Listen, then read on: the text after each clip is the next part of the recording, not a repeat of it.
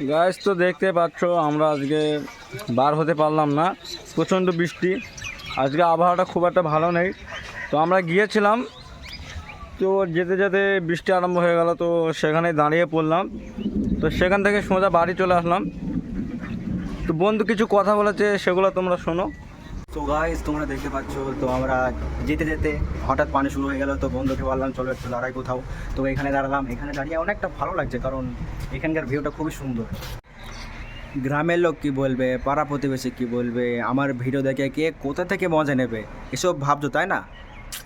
তাহলে তুমি কখনো সাকসেসফুল হতে পারবে না। আর যারা বলে যে ভিডিও বানিয়ে কী হবে, ভাই এই সোশ্যাল মিডিয়াতে বিশাল পাওয়ার। তার হয়তো ধারণা নেই যে সোশ্যাল মিডিয়ায় কতটা পাওয়ার আছে, ঠিক আছে? আর তোমরা যারা সাকসেসফুল কন্টেন্ট ক্রিয়েটার হতে চাও, ঠিক আছে, আমি বলছি ভাই মন থেকে ভিডিও বানিয়ে যাও।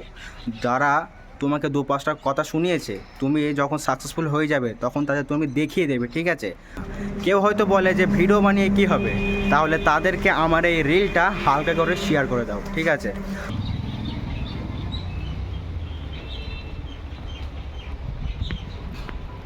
দেখো, দেখলে তোমরা কীরকম সুন্দর। তো আমরা যখন এডিট করবো, এডিটের পরে আরও সুন্দর হয়ে যাবে। আর তো এটাকে, এই জায়গাটা হচ্ছে চারা ধরার ঢাল বলে, ঠিক আছে? তো আজকের মতো এখানেই শেষ। তো তোমরা একটু সাপোর্ট করো। তো আজকের এই ছোট্ট ব্লগটা এতটুকুই ছিল। তো তোমরা সবাই ভালো থেকো, গাঁট ফাটা ভালোবাসা থাকলো।